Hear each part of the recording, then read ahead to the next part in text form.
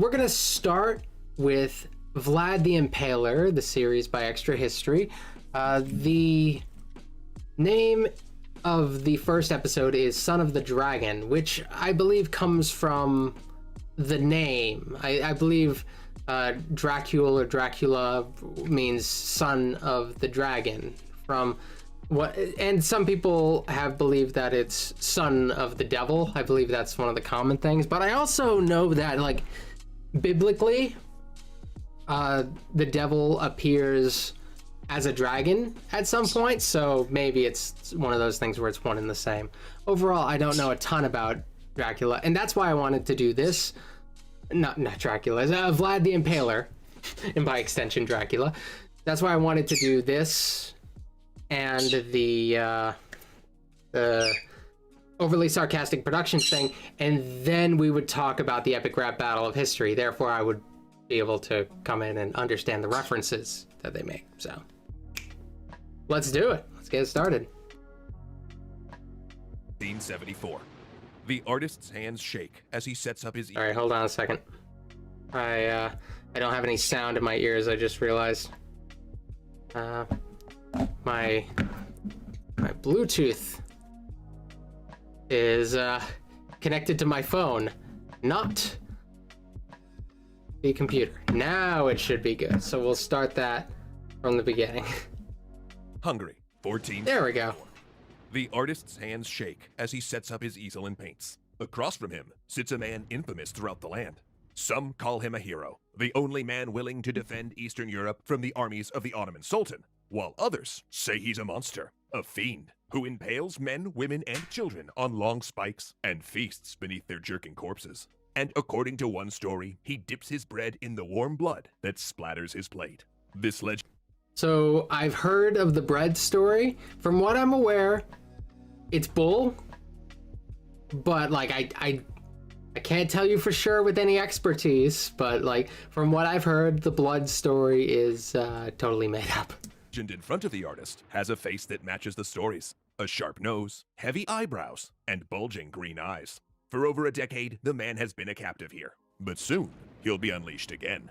Vlad the Third, son of the dragon, Dracula. It's gonna be rad. One of the cooler ones, I think. Bring this history to life. Conceptually, one of the coolest ones. So this is weird that we're doing this not around Halloween. You don't need to wait for it to be Halloween to learn about it. It's basically like warm. I had to take off my sweatshirt because I was sweating too much, but we're gonna pretend it's Halloween for a day. Today, we will be discussing Vlad the Impaler, aka Dracula, a 15th century Romanian ruler who... Vlad, I'm doing a bit. All right. Take the bangs out. They kind of hurt anyway. Actually, it's for the best, because as fun as it is to make vampire jokes, the true story of Vlad the Impaler is actually more interesting, revealing, and dare I say bloody, than the literary counterpart that stole his name. Vlad III, later known as the Impaler, is by far the most famous Romanian historical figure. But he's famous in a strange sense. In his homeland, he's a national hero, seen as a champion of independence and resistance against expansion. But outside Romania, he's mostly perceived as the psychopath and sadist that inspired Bram Stoker's Dracula. So, they were under attack, largely. I wonder how much of the myth built around him is like an intentional thing in order to keep people from invading Romania. There's a very interesting element here that, like, when there's so much myth built around somebody, sometimes it's by the enemy, but sometimes the individual is responsible for the myth. And I'm sure he wanted to be feared as well. I'm not saying he's a good guy by any means. I'm more saying, like, this is sort of like how myth is built. And it's all for the purpose of making you think a certain way, and it really just depends on where it's being built from within or from without. Is it propaganda to promote or to degrade? In fact, word of his violent deeds spread even during his lifetime, as printmakers in Germany churned out exaggerated or invented stories about him. In other words, centuries before Stoker's birth, Vlad's story was already intertwined with myth, which makes him difficult to talk about. So just to say this up front, our plan with this series is to first discuss the historical Vlad, and then do a separate episode on the complex legacy of his memory, where yes, we promise we'll talk about all the Dracula stuff. Because actually, Dracula is Rob's favorite classic novel. So if you ever want us to do a special, I don't know, let's call it a... I've not actually read Bram Stoker's Dracula. Which is interesting. I don't know. I just never took the time. I have no reason not to. I actually have it. I think I have it on Audible. I think I got it a long time ago and never ended up checking it out. Maybe it's time. I don't know. We'll see if these motivate me to learn more about the story. Extra literature on the book sometime in the future. Let us know in the comments, and we'll see what we can do.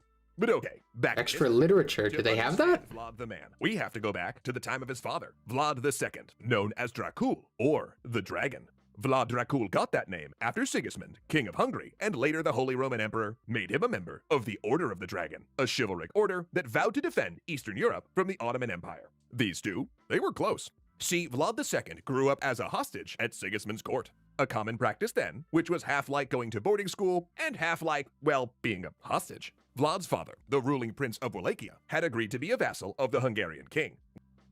So guys, let me just do something real quick. I'm pretty sure people are not seeing this in their feed because I picked the wrong thumbnail. I had a thumbnail that doesn't... Usually I have my face in the thumbnail. And whenever I change my thumbnail style, it totally messes up viewing, and people are not looking for this. So just to bring some people in, I am going to... I had this thumbnail, which I did with... it has Comic Sans on the front and a stretched out face of Vlad the Impaler, which was funny, but okay. I'll buckle with it, and I'll actually put the real thumbnail up.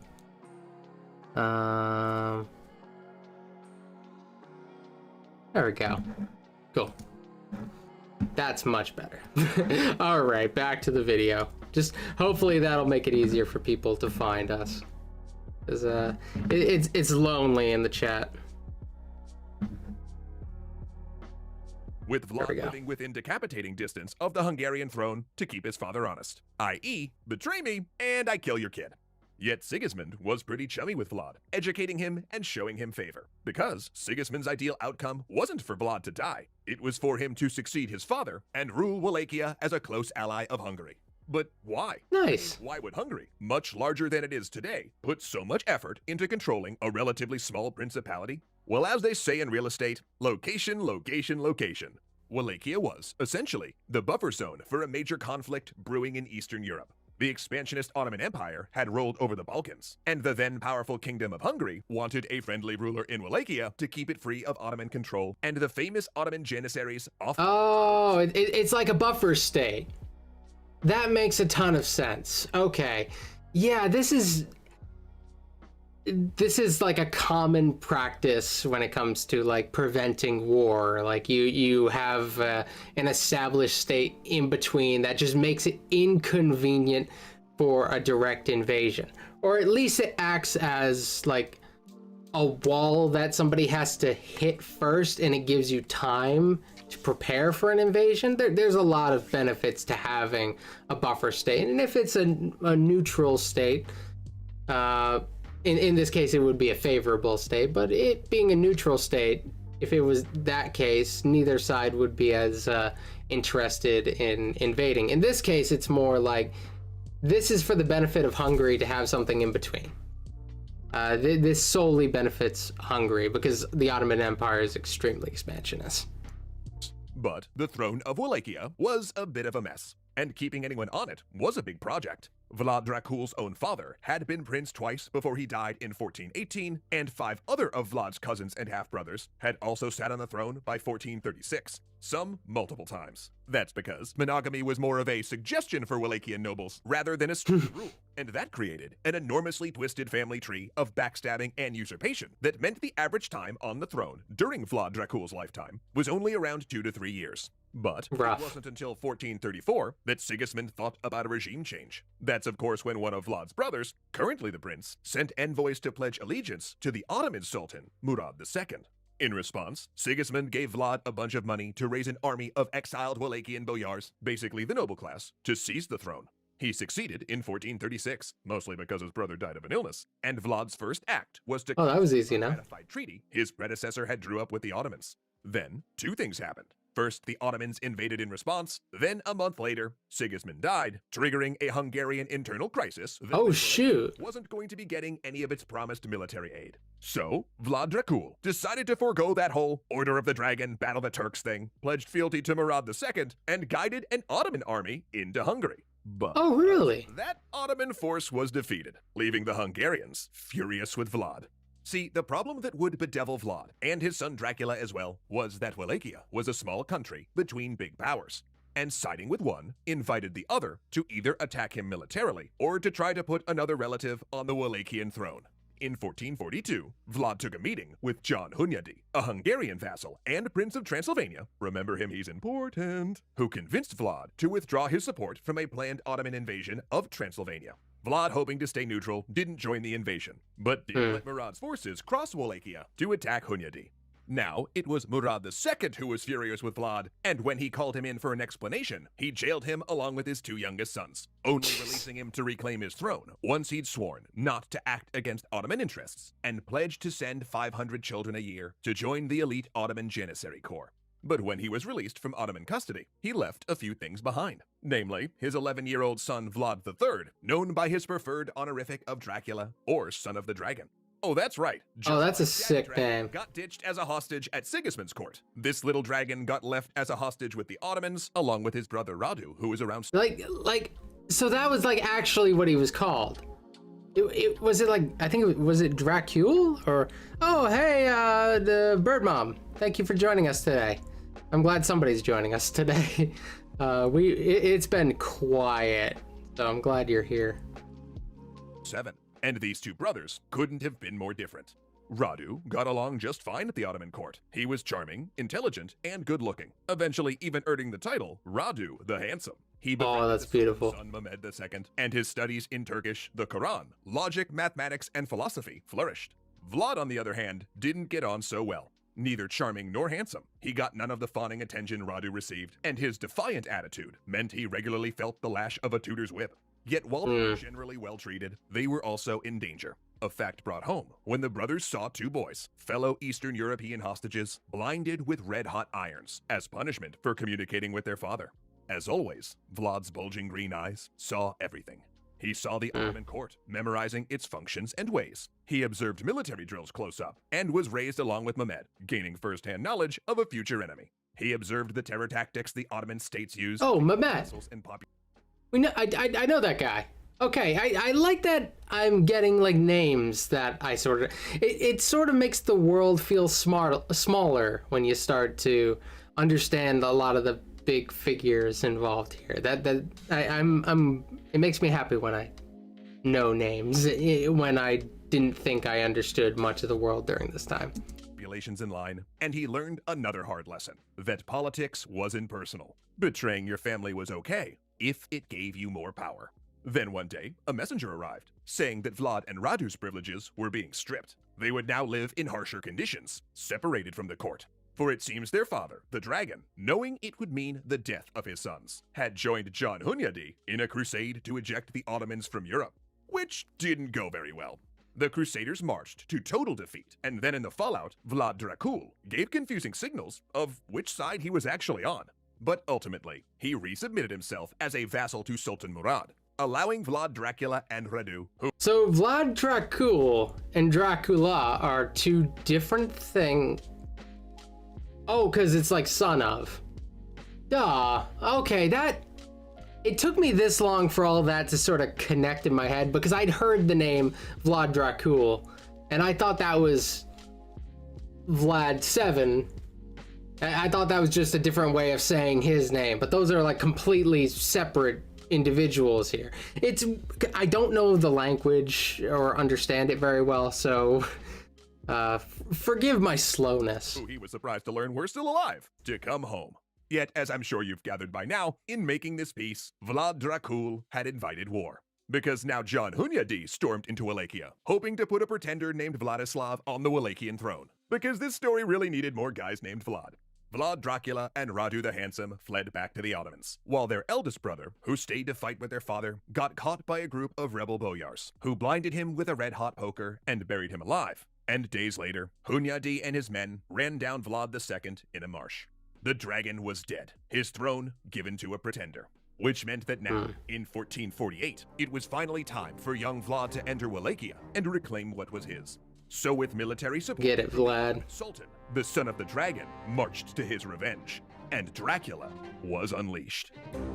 Ooh, now that's an eye-catching... All right, so we've got like 5 episodes, I believe, of this, so we're just gonna hop right into the next one. Understanding the family tree itself has been incredibly helpful so far. I've already learned some like fundamental things, so I'm already really enjoying this. Blood oaths, so he's about to start getting crazy, it looks like. Ottoman Empire, 1447. This is how Romanian folklore says it happened. When Vlad Dracul was being run down in a marsh, when he knew that he'd be caught and killed by the pretender Vladislav, he gave his sword and pendant to a loyal boyar. Take them to my son. For 5 days, the boyar rode, evading enemies and crossing rivers, until he entered the Ottoman Empire and presented them to Vlad Dracula. And as the boyar recounted the deaths of his father and brother, Dracula stood staring at the sword and pendant, both given to his father by Sigismund, both marked with the iconography of the Order of the Dragon. And there, the 17-year-old Vlad Dracula swore that he would not rest until he had avenged his murdered kin, and that he would personally, with his own hand, slay the pretender Vladislav. Dude, that's pretty fire. Like, this is a pretty great anime origin story. The story we started with may be folklore, it does capture a solid truth. When John Hunyadi's invasion killed Vlad's father and brother, it put the teenage hostage into play. Murad seems to have told Vlad of the deaths himself, and then followed it up by making him an officer in the Ottoman military. Because despite the greater popularity of his younger brother Radu, Vlad's seriousness and determination had convinced Sultan Murad that this was the prince they wanted ruling Wallachia as an ally. And considering how brutally Hunyadi and his allies had killed Vlad's family, Murad also assumed that any chance of the young prince defecting to the Hungarians was most likely buried alive with Vlad's older brother. Plus, it was the perfect time to reclaim Wallachia for the Dracul dynasty. For when John Hunyadi and Vladislav marched into Ottoman-held Serbia, Murad had dealt them a shattering defeat outside Kosovo. In fact, the rout was so chaotic that no one... So, hold on. I'm still sort of fixating on the name. I'm sorry that I'm doing this, because I just want to make sure I actually understand this. Because if I keep getting this wrong, I just want to know. So, Vlad the Impaler, Vlad Dracula. So he wasn't Vlad Dracul. That's not like... Here's a sec. Okay, just making sure he was not. He was not also called that. So we actually do have like a firm difference between the two guys, like name-wise. That's good. I just don't want to get caught in like a missing a small nuance around the names. Even knew if Hunyadi or Vladislav had survived. Seeing his chance, Vlad stormed into Wallachia with a Turkish cavalry force and seized the throne. A dramatic beginning to a powerful and bloody reign. Soon, Vlad would take revenge on the boyars who had betrayed his father and brother, and would carve a swath across all of the land of... Wait, no. Oops, sorry. Funny story. Vladislav actually turned up, both very alive and with an army, recaptured the throne, and sent Vlad back into exile. Oh, that's embarrassing. Lasted all of 2 months. At first, he fled back to the Ottomans, but things weren't safe there either. Vladislav, though he'd accepted Hunyadi's help to be installed on the throne of Wallachia under the explicit agreement that he'd fight the Turks, was discovering the same thing Vlad's father had. Wallachia simply couldn't survive against the Ottomans without Hungarian aid, and Hungary was a mess. Soon Wallachian boyars pressured him to make peace with the Sultan. So he sent envoys to Sultan Murad looking to strike a deal. And Vlad, rightfully worried his death might be a condition of the bargain, fled to Moldavia. And Vlad received a warm welcome there. For that year, his uncle had become the ruler of Moldavia, and his cousin Stephen the heir apparent. And the 3 years that Vlad spent there, connecting with his cousin and getting a Renaissance education, were likely some of the happiest of his life. He even got a taste of military glory, helping his uncle and cousin turn back a Polish force. Good days. Though the time was abruptly cut short when his uncle's half-brother assassinated him, and Vlad and Stephen both fled to Hungary, where he was forced to play cat and mouse with John Hunyadi, going from town to town, hiding with sympathetic boyars, and at one point slipping away just as a squad of ambushers tried to catch and assassinate him. Then everything changed again. First, Sultan Murad died, and in his place rose his more vigorous and ambitious son Mehmed, who declared it his top priority to finally conquer Constantinople. A goal made possible since the city was still a trade center and symbolically important, it had declined in military power. Hunyadi's star was falling as well. While he was still revered as the most famous crusader against the Turks, his 2 recent defeats had tarnished his reputation. I mean, a few years before, he'd essentially ruled Hungary on behalf of a child king, but now he was back to just being a plain old prince of Transylvania. And then Vladislav was aligning ever closer with the Ottomans, meaning Hunyadi was suddenly shopping for a new prince of Wallachia, which set up an interesting space for an approach between Hunyadi and Vlad, because each did have something the other wanted. Hunyadi could give Vlad legitimacy, official recognition in Hungary, and a path to reclaim his throne. And in turn, Vlad could give Hunyadi an able partner who knew the Ottoman military and leadership from the inside, and who could replace Vladislav if necessary. Striking this deal that Vlad would need to join the man who'd slaughtered his family. But in an ironic twist, Vlad's father of all people had prepared him for this decision, back when he'd abandoned Vlad as a hostage with the Ottomans. Politics was impersonal, and if reclaiming his throne meant foregoing vengeance, then so be it. Vlad became a noble at Hunyadi's court, and his new patron took him to the coronation of the new Hungarian king, Ladislaus the Posthumous, where he took an oath, formally, to act as an ally of Hungary and the Catholic Church. His role would be the same as his father's, halting the Ottomans' advance and reclaiming Christian lands. And with his oath sworn, the Hungarian Diet charged Vlad with defending the Transylvanian frontier against the Ottomans and their Wallachian allies, a duty his father also held. News of Constantinople's fall in 1453, while no surprise, did sour the celebrations. Stories had filtered in that the Ottomans had impaled prisoners. I remember I had somebody who was like, I had a friend in school. Sorry, I just realized this isn't at 1.1. I guess I have to reset that every video. That's fine, whatever. I had somebody in school who was really big into the fall of Constantinople, and we took a class together on it. And when we learned about how it fell, I remember like imagining him like as somebody who's like super into that, like one manly tear coming down his face as as Constantinople fell. There are some people who are like really the way they fixate on a certain period. I love hearing their opinions on stuff. I'm gonna have to connect with them sometime. In front of the city walls, a punishment used by both Ottomans. He's the person I think of during this period. To scare the garrison into surrendering.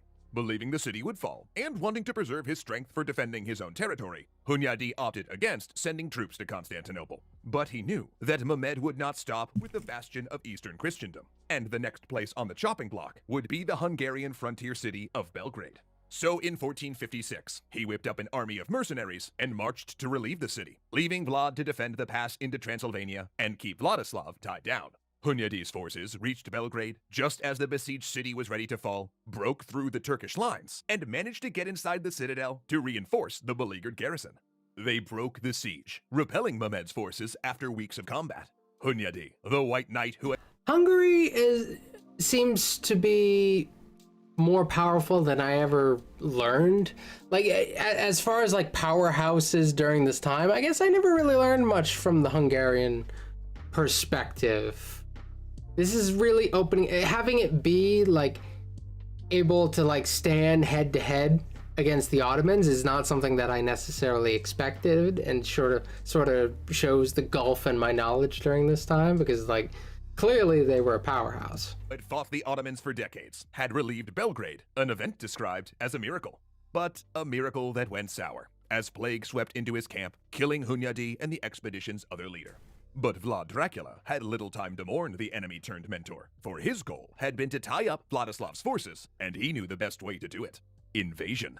As he crossed into his homeland, he looked up to see a fell star burning in the heavens, Halley's Comet, a celestial body that people across the world interpreted as either a sign of impending catastrophe or great events. And meeting his enemy's army outside the Wallachian capital of Targovishta, Vlad took the burning star as a sign of coming victory. We know little about what happened next. According to one story, the relatively small armies clashed, but in another, the forces decided to settle the issue by single combat.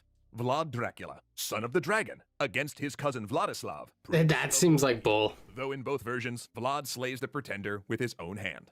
When he took the throne, his coins were stamped with the five-tailed comet. Like, the second version of the story sounds better on paper.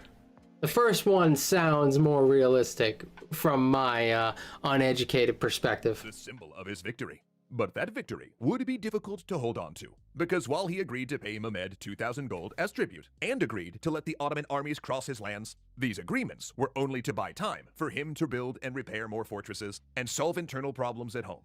For the faction of boyars who had brought him to the throne were a small minority of the nobility. Most had supported the slain Vladislav, including those who had risen up and killed Vlad's brother at the prompting of John Hunyadi. Indeed, it was only months into his second reign when a young boyar raised an army of mercenaries to dethrone the young prince. But Vlad ambushed the little band as they marched toward Targovishta, and made an example of them no one would miss. His troops sharpened long stakes, greased them, and then shoved them into the bodies of the noble and all his male kin. Then he left them, still living. Fun fact, Austria-Hungary Empire was the fourth largest country in the world in the 19th century with over 100 million population before World War I. Yeah, like, I had no idea how big of a deal it was during this time.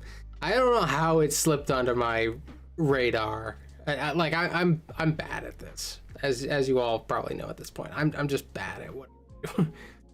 Beside the road to die. Thank you, Nick. Days. Over time, he would refine this gruesome method of execution, until history remembered him chiefly for the brutal spectacle. Vlad the Impaler had arrived, and his enemies would suffer. All right. Part 3. Targovishta, Easter, 1457. The Wallachian boyars are feasting at Vlad Dracula's table. In their fine Easter clothes, they raise cups to their new prince. The past, they say, is forgotten. But Vlad does not forget. Suddenly, Vlad never forgets. He never forgives. Vlad then separates the boyars and their families who had risen against his father and buried his brother alive, marching them out into the spring cold. The oldest are immediately impaled, while the others are force-marched down to a town below a ruined mountain fortress and told to pick up the freshly made bricks there. They will carry the bricks up the mountain, rebuilding Vlad's new castle for the rest of their short lives. Their fine clothes tearing and falling away until they're nearly naked, and most work until they collapse and die. But who cares if the boyars perish from frostbite and exhaustion, huh? Vlad is the prince, and he can appoint new nobles. Ooh. I mean, thanks so much. That is what a dictator often does. You have to replace the establishment. If you're gonna like overhaul the system, you gotta change the things that held up the previous system. You gotta break it down and build it back up. So in a cruel sense, he's got the right idea. To HelloFresh for helping bring history to the table. Now, if you watched our last 2 episodes and thought, I thought this guy was called Vlad the Impaler, but he's hardly impaled anyone. Bring on the impaling! After this episode, you might regret that ask, because this part of the tale contains like a bajillion% more impalings and violence. Seriously, it's a lot. So please let this serve as a content warning for everything that follows, because this one's going to get brutal. But before we go there, I can imagine, I want to take a slight detour and talk about state violence during this. I signed up for this. It's important to understanding Vlad, his times, and how he's remembered. The 15th century was a particularly bloody time in Europe, one where violence was commonplace in everyday life. Few laws governed warfare, and rebellions often ended with massacres or mass executions. And it was common all over Europe to keep populations in line with displays of extreme violence, as this was an era of gory public executions and torture. English kings put heads on spikes, French ones broke people on the wheel, and the Spanish had the Inquisition. In other words, public displays of cruelty were a form of political communication. We say this not to excuse Vlad. Actually, if anything, it does the opposite. Because even by these standards, his campaigns of violence were considered extreme. While we don't have a lot of primary source documents on Vlad, and things written about him or preserved orally are likely exaggerated, there is a clear theme that emerges when we... That is definitely the problem, isn't it? Like, oral history. Oral history, like, a lot of cultures rely heavily on it. There's an issue with a lot of it being unfalsifiable, which means, like, you know, we can't tell you it's necessarily wrong, but, like, probability-wise, there's probably some things that's a little bit iffy about it. But I can't tell you 100% for sure that there's something iffy about it. Look at his second reign. When Just he came to the mostly. throne in 1457, Vlad embarked Mostly on a iffy. deliberate campaign to break the power of the Boyars, which had been on the rise since the time of his grandfather. In fact, the instability of the Wallachian throne was not all due to outside interventions by Hungary and the Ottomans. It had as much, if not more, to do with the Wallachian Boyars, who always tried to steer the weakest candidate to the throne and increase the power of their own council. Vlad, on the other hand, tended toward the aristocratic, centralized version of power that was on the rise in the Renaissance. In Vlad's mind, it would be he who controlled Wallachia, not the Boyars, and not the church. And the only way to keep the throne would be to become as powerful as possible. You can Oh, that chest hair, brah. He explained in a letter to the Transylvanian town of Brasov. When a man or prince is strong and powerful, he can make peace as he wants to. But Is that our first mention of Transylvania? I don't know if it is, but is it? Like, it might be. Like, I don't know the significance of like Transylvania actually in the origin story of, like, vampires themselves. Like, I don't know how much, like, I don't even know where Dracula comes from in the fictional version of him, if he does come also from if he comes from Transylvania. It's just the place that's sort of associated with it because of Vlad the Impaler, but I actually don't know how this ties back into the Dracula guy. But when he is weak, a strong man will come and do what he wants to him. His first act was to purge the Boyars of any deemed unfaithful or ambitious, frequently executing them via impalement. Between 1457 and 1461, he replaced all but 2 Boyars in his royal council. He's already beaten, like, the average reign, right? It was like 2 to 3 years. He's past that by far. Like, by far. It's by far when it's such a small reign that you're comparing it to. Like, he's already, like, doing pretty darn well. How did the last guy do? I didn't get, like, a perfect timeline on him.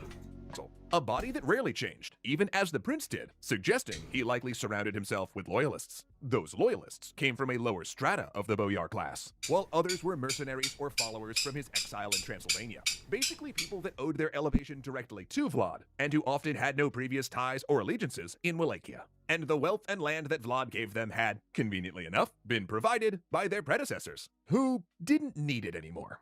He also instituted a campaign of terror in order to... Hi Jim, thanks for joining us today. So I'm muting while the video's playing because the bird's having a fit right now. So hopefully I remember to unmute when it's time to talk. Force public order. Now, we have to be cautious when discussing this, since first-hand records about his domestic massacres are lacking, and those written by outsiders, based on reports within the country, likely include some exaggeration. But even Romanian oral traditions that are kind to Vlad, casting him as tough but fair, still emphasize his extreme cruelty. Thieves were beheaded, unfaithful wives skinned alive, lazy peasants impaled, Roma people forced into the military or boiled alive. A Romanian folktale tells of how he threw a banquet for beggars. Sorry, I forgot to put the chat back on screen. That's probably another reason why it's so quiet, because it's not going on screen. There's less motivation to actually participate. Hey, hi, my name is. Thank you for hopping up in this place. All right, let me go back like 10 seconds. Alive. Lazy peasants impaled, Roma people forced into the military or boiled alive. A Romanian folktale tells of how he threw a banquet for beggars, then locked the doors and burned the hall down to stop them burdening the state. and several accounts discuss him impaling priests who did not show him suitable respect. In another story, two diplomats, in some versions representatives of the Ottomans, in others Genoese Italians, once said it was against their custom to remove either their turbans or skullcaps before Vlad. So, he supposedly honored this tradition by having their... Sorry, I was still muted. Oh, I know this one is what I was saying. He's gonna remove their skull caps, all right, along with their head coverings nailed to their skulls. Oh no, never mind. He didn't remove. At first, it wasn't that. He nailed them to his skull. For a second, I was like, didn't he scalp them? I thought that was what it was. Like he removed their scalp. But no, he stuck that. It went the other way. It made sure they could never take them off again. While we can't verify the truth of all these stories, they all share common elements. They portray a ruler who is trying to assert not only his own authority, but who wants to enforce a strict moral code, emphasizing hard work and deference to authority. They also suggest a tendency towards sadism. But the massacres reached a new height when it came to the Transylvanian town of Brajov, which he had wrote to early in his reign, promising protection if they agreed he could retreat there in the event of being dethroned. Though relations between Vlad and Brajov got rocky fast. See, Brajov was the center of German-Saxon settlement in Transylvania, and a major location for trade and manufacturing. And while it happily sent Vlad artisans, it was also under pressure from Hungary, who by this point realized Vlad was not going to be a Hungarian vassal, to throw their support behind one of Vlad's relatives instead. Two of which, just happened to be hanging around Saxon Transylvania, waiting for their moment. Including Vlad's half-brother, Vlad the Monk. Because Vlad the Monk needed more guys named Vlad. Vlad kept up the dance of diplomacy with the Transylvanian. At least he has something like distinct about him. Like Vlad the Handsome wasn't all that impressive, but Vlad the Monk, at least there's something there. Like that's a very distinct gimmick. Saxons for a couple of years, ordering them to expel the pretenders and occasionally carrying out reprisals to make it happen. But by 1459, when the Saxons recognized a third pretender, his patience ran out. He rounded up 41 Brajov merchants living in Wallachia and impaled them. Then he had 300 other Saxons burned alive, claiming that some were spies. Then he led a two-pronged attack into southern Transylvania, burning towns and attacking the outskirts of Brajov before withdrawing. This attack killed thousands and remains one of Vlad's most infamous acts. In retaliation, the Saxons of Brajov threw their full support behind another one of Vlad's relatives, Dan the Pretender, to make a try for the throne. And just from the fact that history remembers this guy as the Pretender, you could probably guess that did not go well. Captured after a brief battle, Dan supposedly knelt while his grave was dug in front of him. All the while, a priest conducting a service while the terrified man was still alive, all of which climaxed when an executioner's axe fell, dropping the Pretender's head into an open pit. It just plays out just the morbid concept of attending one's own funeral, which is always something that I think everybody's like thought, like what would people say? But that's horrifying. Like this is worse than most vampire stories that I hear. Honestly, vampires they've not aged well, I would say. Like vampires have they've been through some tough times in recent decades. It's been a little bit more difficult for them to be taken serious as like big like horror movie monsters. So like maybe this is just standing out to me because of that in particular. I don't know. Maybe. 3 years into his second reign, Vlad had, through I'm just gonna pull chat off screen. It's quiet. We're quiet. It's fine. Into submission or replaced them, strengthened his power, and created a spectacle of gore so incredible that both pretenders to the throne and foreign enemies along the border would think twice about trying to unseat the son of the dragon. And so he turned to foreign policy, the Ottomans. Though Vlad started his reign by paying Mehmed financial tribute, that first payment was the only one he'd sent. And by 1461, he was 3 years past due, and Mehmed was looking for a meeting to clear up the diplomatic frostiness. The envoys of Mehmed came in force, a Greek diplomat and a... Jim says, I assume sarcastically, that he found Twilight terrifying. I'm not even just talking about Twilight, but like, just in general, when's the last time there was like a good vampire villain in a movie?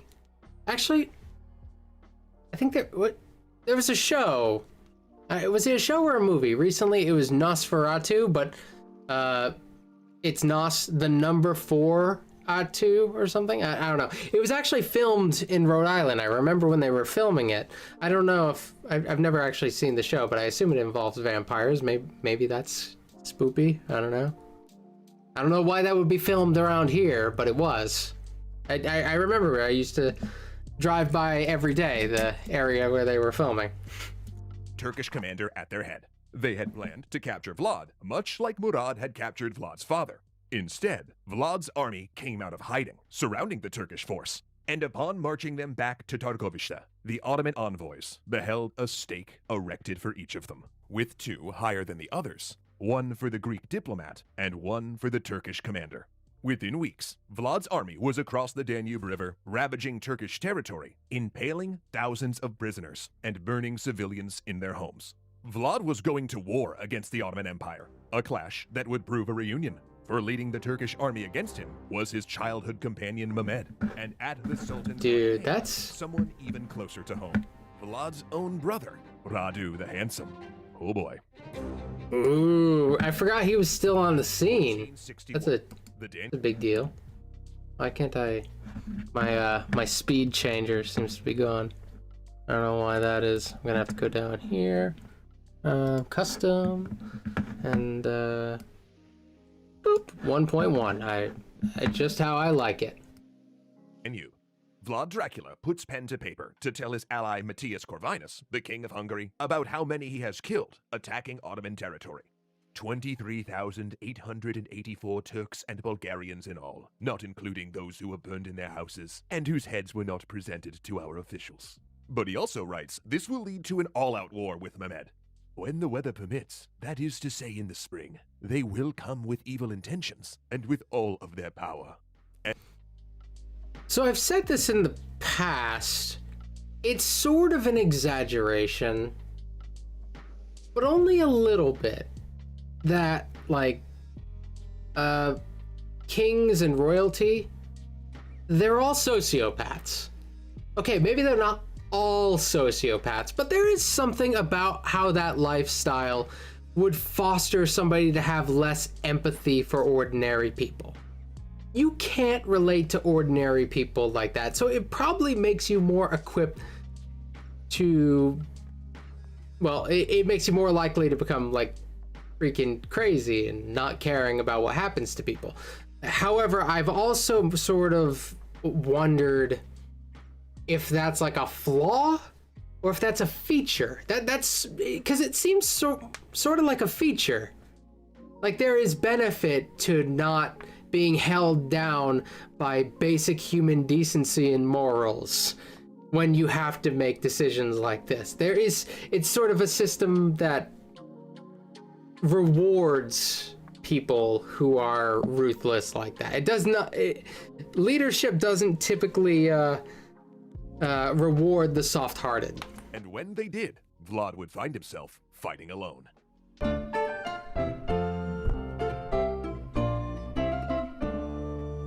Thanks so much to Rake for helping keep history alive. Vlad's attack on Ottoman territory across the Danube River didn't just come out of nowhere. He knew that his brother Radu was still on the Ottoman court, just in case Vlad needed to be replaced, and he was aware of Mehmed's expansionist designs. Indeed, it was obvious to everyone an attack was coming, because a few years earlier, Pope Pius II and the Venetians had raised money in order to fund a crusade that would prevent further Ottoman expansion.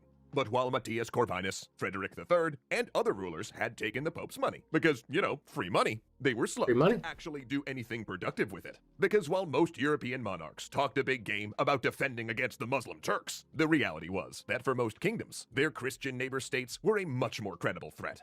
In fact, in desperation, Pope Pius reached out to other Muslim states in hopes of convincing them to attack the Ottomans to keep Mehmed tied down. Plus, the Pope Pius also, I get a little confused here because there's like a lot of Pope Piuses. So I get a little confused as to who is who. Like, I don't know which one did what. Vlad had his own border troubles, namely his cousin Stephen, who he'd helped put on the throne of Moldavia. But now Stephen had switched sides and became an Ottoman vassal, massing his troops on Vlad's borders so that if the Ottomans came, Vlad would have to fend off armies from two directions. That came to pass in 1462, when one night, Mehmed and Vlad's brother Radu led Ottoman forces across the Danube and into Wallachia. Vlad opposed him with a battery of cannons, but when the Ottomans raised their own artillery positions and began firing back, he withdrew. Vlad was simply outnumbered and outgunned. Mehmed had between 60 and 70,000 troops and 120 cannons, whereas Vlad could only muster 10,000 soldiers in his main force, most of which peasants, rather than professionals. Now, a word of caution here. While we do know what happened in this war, there's still a debate about the location, order of events, and even what Vlad and Mehmed's strategic objectives were.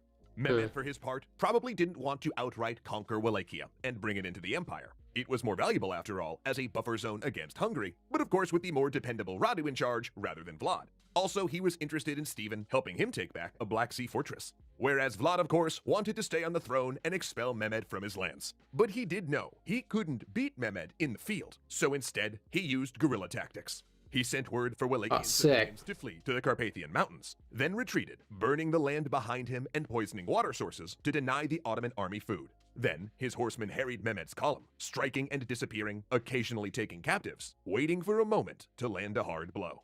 Which came when the Ottoman army camped outside of the capital of Targovishta, not noticing that spies passed in their midst. According to folklore, one of those spies was in fact Vlad himself, using his command to pass himself off as a soldier. And whether true or because he lived there.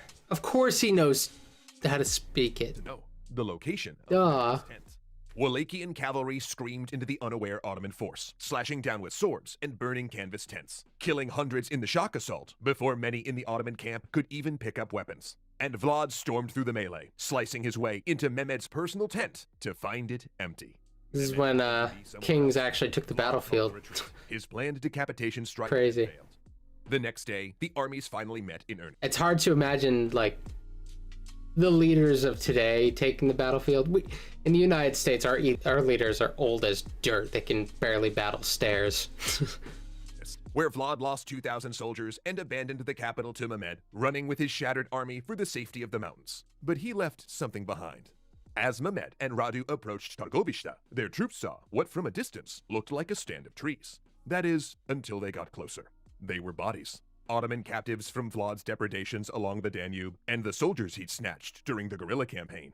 Men, women, children, all impaled in a macabre display, with birds nesting in their corpses. One account puts the number at 20,000, roughly the amount Vlad himself had claimed to kill in his letter to Matthias Corvinus. But while this terror tactic did shake the approaching Ottoman troops, it actually opened another avenue for Mehmed. Wait, did the Ottomans have the pokey thing on the top of their helmets? That's pretty funny. Tactic did it kind of reminds me of like the spike that the German spike. That I don't know, like a little pointy thing on top of the helmet. I don't know. Joe Biden draws his sword and promptly falls over. Like seriously, I heard not that long ago that maybe it was a while ago, I don't know, I've lost track of time, that like a weirdly high amount of people in office in the United States are like on Alzheimer's medication, which, you know, it's our government is overwhelmingly old. It's crazy. There's a lot of jobs you wouldn't trust somebody with Alzheimer's with. You would think the government would be one of them, but like they're out there. I don't know which ones they are, but I've got my theories. Joe Biden's probably on that list. Shake the approaching Ottoman troops. It actually opened another avenue for Mehmed. He had, after all, brought his favorite Radu the Handsome to replace Vlad, and Vlad's long-standing campaigns of public cruelty and his war on the boyars had not exactly endeared him to what was left of Wallachian nobility. So with Vlad on the run, clearly defeated, boyars increasingly defected to Radu. The new prince, now enthroned at Targovishta, quickly reached out to elements Vlad had clashed with, like the Transylvanian Saxons. A great warrior he was perhaps not, but he was a cunning enough diplomat to offer himself as a more reasonable alternative to his vicious brother, even if he was an Ottoman puppet.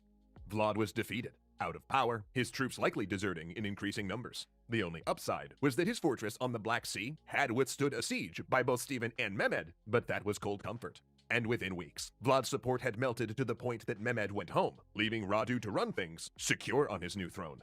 Now hiding in the Carpathian Mountains, Vlad had but one hope. See, there was rumors that his old ally, Matthias Corvinus, was marching toward Wallachia with a Hungarian army. So Vlad dispatched messages begging for aid in regaining his throne. And Corvinus came with a pair of shackles. See, Corvinus didn't necessarily want to battle Mehmed at that moment, but the Pope and Venetians had, after all, given him all that nice money to fight the Ottomans with, and it just seemed like such a waste to use it fighting the Ottomans, you know? But he did have to show he'd done something, so he arrested Vlad, producing several forged letters to prove that Vlad had been collaborating with Mehmed, offering to make war on Hungary in exchange for regaining his throne. And no, it doesn't make a lot of sense. In fact, even Corvinus's court historian seems to think it was a little thin. But Corvinus needs Court historians. Oh, that's so fun. I remember having to, in my first seminar, like right before I started grad school, we did the 12 Caesars, I think was the book. And it was like an official Roman historian, which was it's a really weird situation you're in. But like occasionally some of their criticisms of the powers that be can slip through. It's not, you shouldn't trust them entirely. You shouldn't take their word as gospel. You should sort of understand where they are in relationship to the people they're talking about, and how those influences could, how that could influence stuff. But overall, like sometimes the little bits can slip through where you can find their doubt, or you can find them criticizing the powers that be. Needed to show the Pope a victory, and uncovering Vlad's treachery was a way to do that without expending his military. So Vlad was a prisoner once again, and would remain one for 14 years. We have little documentation on Vlad during this period, apart from the fact that he was held for a few years, and then allowed to settle in a house in Pest, transitioning from being strictly a prisoner to more of an exiled noble, forbidden from leaving the country. Though among the few stories we have about him during this time is one violent incident involving Hungarian troops. Apparently, a thief had run and hid in Vlad's home, and then when a squad of troops burst in to pursue him, Vlad had their leader executed on the spot. He'd argued, successfully, that he was within his rights because the troops had not asked for an invitation. Meanwhile, as Vlad stewed, causing a few diplomatic incidents in Pest, Radu lost the throne to another rival, and when the news hit a clearly restless Vlad, he pushed Corvinus to give him an army to recover Wallachia. Because remember, according to Corvinus, Vlad was still the legitimate prince, and Vlad argued he could be useful. But while Corvinus still refused for years to support Vlad, he did increasingly give his pet Wallachian prince a longer and longer leash, letting him move around within Hungary and settle in Transylvania, giving him clearance to gather followers around him. Staging Vlad across the border, exactly like all those pretenders had done during Vlad's rule, Corvinus was testing Dracula, seeing if he could trust him. And in 1476, the biggest test came, when he sent Vlad along on military expeditions against the Ottomans in Bosnia, and to bail Vlad's cousin Stephen out when his relationship with Mehmed soured and the Sultan invaded Moldavia, though it was only a prelude. Oh, leave Stephen behind, man. This was marching on he's only trouble. Armies now united, barely missed capturing the... Okay, fine. Take Stephen. So in November 1476, Vlad once again became the Prince of Wallachia. In his life, he'd been a hostage, a fugitive exile, a prince, a captive, a general, and both a rebel and an oppressor. He'd carried his sword for the Ottomans, Hungarians, Moldavians, a pope, and a sultan. Now in his mid-40s, it would be his third reign as prince. Mid-40s. That would be considered young in the United States. You're like a baby if you were president in your mid-40s. Like, I know we just like had Obama not that long ago and he was relatively young, but like that, I'm just kind of stuck on this right now, like how I don't know. I guess it just occurred to me again recently how old everybody is in office. So this is the last one. I assume this is either this is the one where we're talking about his actual ties to Dracula, or that's in like a separate video that they made at some point. I'm not sure. We will see. 1476, Constantinople. A messenger stands before Mehmed the Conqueror. He brings news of a victory against the tyrant Vlad III, who has massacred the faithful and spurned Mehmed's friendship. But the messenger didn't come alone. He carries a box, which upon its opening reveals the head of the treacherous, slain son of the dragon. Or, at least that's what one story says. Because like many of the stories in this series, the accounts of how Vlad died are contradictory. We just know that 2 months into his third reign, he fought a battle with the Ottomans and lost. In fact, it's kind of ironic that given all of the excruciating detail we have about how Vlad killed his foes, we know little about his own death. But death was not the end of Vlad Dracula. Because if there's one here we go. human culture, it's this. When history doesn't provide a fitting end to a historical life, legend's gonna step in to finish the job. And Dracula refused to stay in the grave. Oh, this is exciting.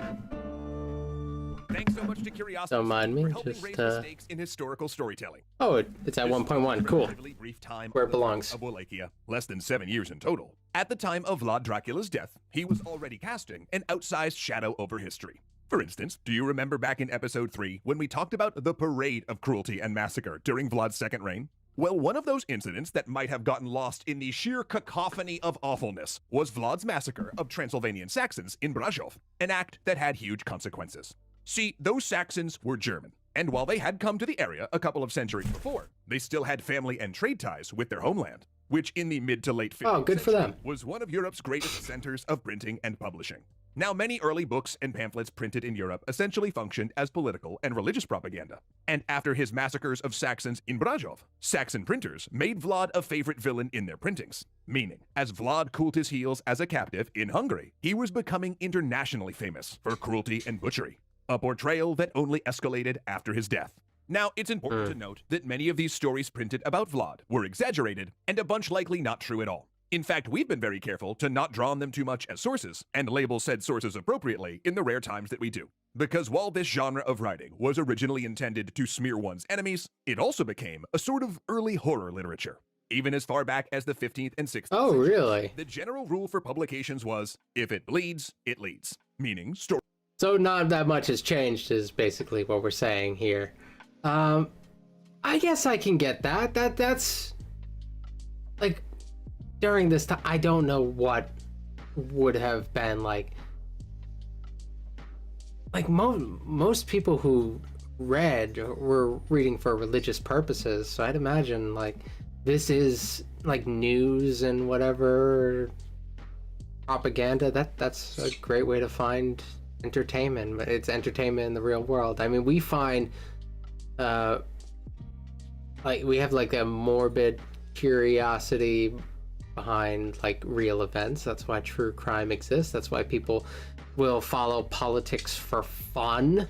Politics is not fun, but people will find fun in it. Like I can see that. I can sort of relate to the people there. Hey Camille, thanks for joining us. Stories of blood and guts sold well, particularly if they came along with gruesome woodblock prints. Even ostensibly serious religious books, like the 1563 publication Fox's Book of Martyrs, for instance, would get spiced up with lurid scenes of Protestants getting tortured or burned at the stake. Also, Catholic art and publications had a similar fascination with violent imagery, and the existing stories about Vlad served as a perfect jumping-off point for German authors to create stories about him doing, well, basically any twisted thing they could imagine. The Ottomans, similarly, were happy to preserve stories about Vlad's awfulness, since it justified removing him and made Hungary look bad for supporting him. Early biographers also played a part in this mythologizing, though sometimes to Vlad's benefit. For example, a Greek biographer who appreciated Vlad's years fighting the Ottoman Empire while acknowledging Vlad's cruelty also went out of his way to try and discredit Radu. This included claims that Radu converted to Islam, which is debatable, and that he and Mehmed were actually a gay couple, a portrayal historians also find since it only exists in one very anti-Ottoman source. But yeah, that's already like a really hard thing to prove with a lot of public figures and the way they viewed homosexuality. I don't know how they would have viewed it in this particular culture, and how they, like, the way we view homosexuality as like behavior like mixed into identity. It's a little different from how a lot of other places do it, so I'd view it in sort of a case-by-case thing. I don't know how they would have viewed it, but I'd imagine generally not good. Before you come at us, all you Mehmed Radu stands, we're not saying this wasn't a thing, just that it's not totally established fact. Ooh, but you know what is a fact? Until this very series, Rob didn't know that people actually shipped historical figures. But now he can't unknow it.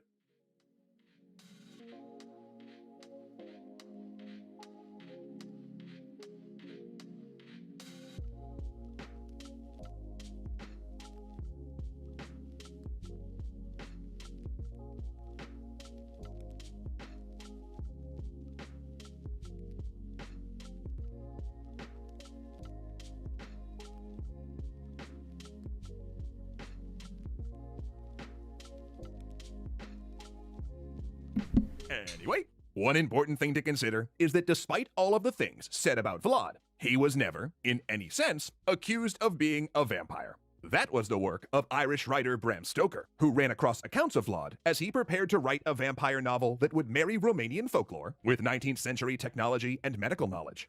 Now, exactly how much inspiration Stoker took from Vlad has been hotly debated among historians. There are those who argue that he did extensive research on Romania, its folklore, and its history. Libraries he used have discovered margin notes in books on the subjects, and Jonathan Harker's journey into the Carpathian Mountains is broadly correct in its descriptions of routes, terrain, and even some local beliefs. Also in the novel, Stoker's Dracula even talks about raiding across the Danube and fighting the Ottomans in his life. But then the discovery of Stoker's notes in the 1970s turned a lot of these theories on their heads.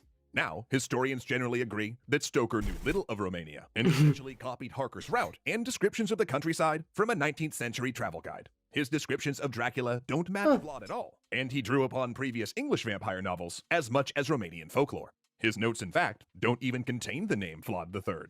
They do, however, seem very excited about the fact that several princes were from a family line called Dracula. So excited, in fact, that in his notes he actually scrawled, Dracula in Wallachian means devil, with Dracula and devil in all caps. In other words, he probably just liked the name, but didn't know what it meant. Which actually was understandable, because by the 19th century, the word for devil and dragon had become interchangeable in Romanian. Plus, that's what I was thinking about this, because like at the beginning, if anybody hopped in partway through, shut up. He's not gonna shut up. I don't even know why I tried. Like even biblically, like the devil appears as a dragon, so I thought like whatever, you use them interchangeably. The local folklore of the time had forgotten the Order of the Dragon connection, claiming that Vlad was called Dracula for his cruelty. But even though his knowledge on the references he drew from and translation of the name of its title character is flawed, let's also try to remember that Stoker originally named his vampire Count Wampir and titled the book simply The Undead. I know, Zoe, I wouldn't watch Christopher Lee in that either. So that's how the outside world knew Vlad the Impaler. From I'll yell at your bird as much as I want. He's being a pain. he's just yelling for no reason. But I probably shouldn't yell at him because it doesn't even work. That's a bigger reason to not yell at him. Just doesn't do anything. You want to come hang out? Or do you want to? Okay, that's fine. Moderately successful novel, to blockbuster play, television and film adaptations, to Halloween costumes, games, and a whole tourism industry in Romania centered around Dracula's castle. A castle that Vlad probably never visited, and that Bram Stoker never saw.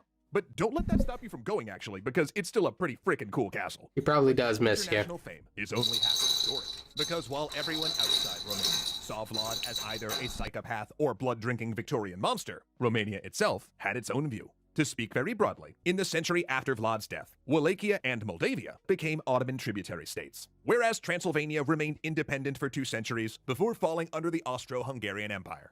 At times, between 2 and 3 of the kingdoms shared the same monarch, drawing them closer together. Then by the 19th century, the 3 had enough of a shared sense of identity that they launched a series of simultaneous rebellions with the goal of independence. Finally, in 1878, in the aftermath of the Russo-Turkish War, Wallachia and Moldavia united to form Romania and later added Transylvania after World War I. And a core component of 19th century nationalism was drawing historical heroes out from history. And at a time when Wallachia and Moldavia were struggling for independence from Ottoman rule, Vlad the Impaler fit the mold of a hero that spoke to the present issue. In Romania, he was seen as a brutal but fair ruler who kept Wallachia independent for a time and died defending his land from greater powers. Now, if you've watched all this series, you've probably concluded that Vlad cared more about gaining and keeping personal power than any noble cause. But as is often the case with nationalistic heroes, this was ignored in favor of a story that fit more neatly with 19th century Romanian politics. The image of... I mean, let's just be real. Royals, leaders, these ambitious, powerful types, they generally don't care about you. They're selfish. Like I said, they're like sociopaths by virtue of the way that they are born and raised. They're just designed to not. They don't benefit from caring too much about you. At least not in this system. I mean, there's a point where it goes so wrong and revolution can happen anywhere, but generally, he was rewarded in a lot of ways for his brutality. Vlad as an independence fighter, doing what had to be done to keep his kingdom independent from the Ottomans, just felt true at the time, and turned Vlad into a national symbol. Though to be fair, even though Vlad remains a celebrated figure in modern Romania, many Romanians continue to debate over whether the country should really be proud of him. Who'd have thunk it? This stuff's complicated. But all of these disparate opinions of Vlad's story only serve to make it more interesting. So that's a nice little ethical question, and that's really up to the individual if you value your historical figures like that. I can sort of understand finding like him cool in a way. Like you're so far removed from the actual events that you can sort of look at him from a third person perspective and be like it's a story. And like he's a cool villain. Even though he's a real person and a lot of people suffered under him. There comes a point in history where something is so far removed that you can get to that point. I have figures that are far less removed from my local history that I find incredibly interesting. I love pirates. Pirates were not good people, but I think they're really cool. I think there's a similar thing there. I love learning about mobsters. Mobsters, that's very recent. Not good people by any means,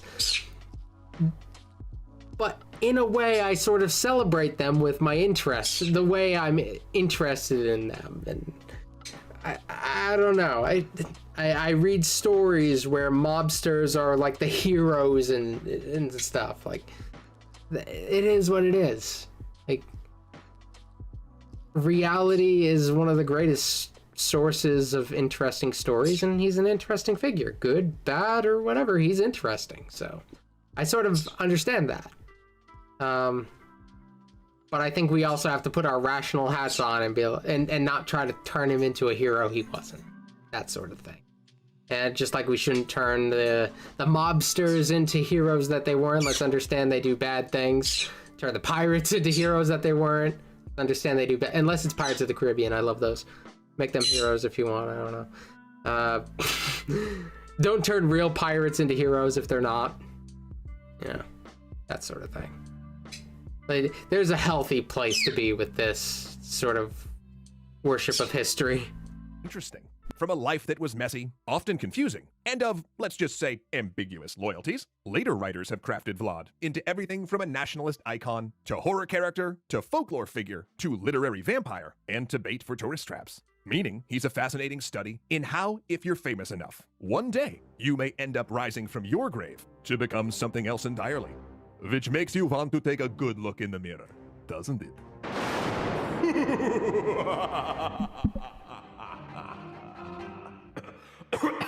Excuse me. Ooh, sorry, the smoke. I got my nose. That was pretty rad. That was pretty rad. I really enjoyed that one. That was a nice view into a figure that, you know, the figures that we take for granted, it's always good to learn a little bit more about them. I think Vlad the Impaler is just This is just like dipping my toe into who he is. He's enigmatic. There is definitely something worth study when it comes to him. What I find more interesting is the symbolism that came out of him than the actual individual. And sometimes that is the most interesting thing about studying somebody, studying their legacy and how people remember them. Historical memory is its own sort of study. I think we have a very similar, I don't know if it's similar, but we have a historical memory problem with George Washington. A lot of myth built around our first president, a lot of idealism around him, and he is more of an idea than he is a man at this point, which, I can relate. Totally relate. Yeah, that was cool.